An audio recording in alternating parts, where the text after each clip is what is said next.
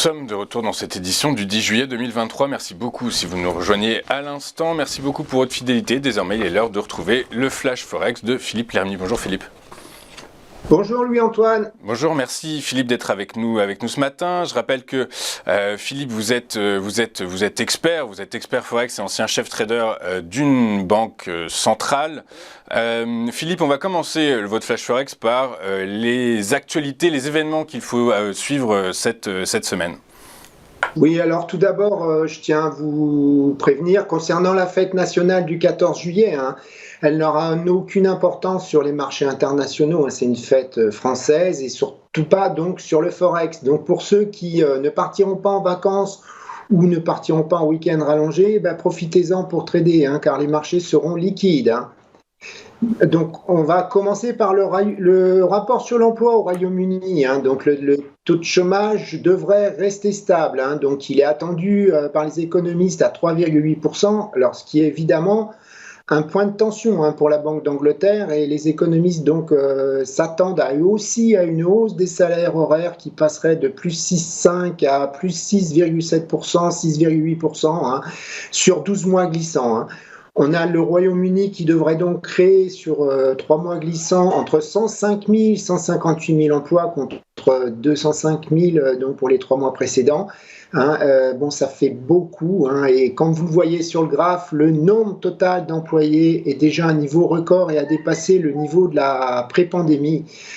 Donc on a des chiffres qui restent forts au Royaume-Uni qui pourraient, si ces chiffres restaient forts, il pourrait insister la Banque d'Angleterre à continuer d'augmenter l'allure des hausses de son taux directeur. Donc la dernière fois, elle avait augmenté à 50 BP et non plus à 25 BP. Donc ça pourrait être à nouveau le cas. C'est très clair, on fera évidemment attention à ça. Vous parlez d'inflation, on sera publié cette semaine également les chiffres de l'inflation aux États-Unis. Oui, alors on a une décélération marquée qui est attendue. Donc les économistes anticipent que l'inflation va ralentir de 4% à 3,1%. Donc c'est énorme, mais c'est grâce surtout à la baisse des prix à la pompe. Les Américains sont très sensibles aux prix à la pompe. Mais quand on regarde hors alimentation énergie, le ralentissement va être beaucoup plus mesuré. On attend une baisse de 5,3 à 5%. Or, M. Powell nous l'a bien dit, ce qui le préoccupe surtout, c'est l'inflation hors alimentation énergie et hors logement. Mais cette inflation est très volatile, comme vous pouvez le voir sur le graphe. Alors, le logement, c'est quand même un problème, parce qu'il constitue 35% du panier des ménages américains et le mois dernier, il continuait de monter de plus 0,8% sur un mois, c'est-à-dire plus 8% sur un an. Alors maintenant, certains économistes pensent que le fait que le logement est 2 fois plus important dans la mesure préférée de la Fed, le corps PCE, ça serait peut-être moins un problème.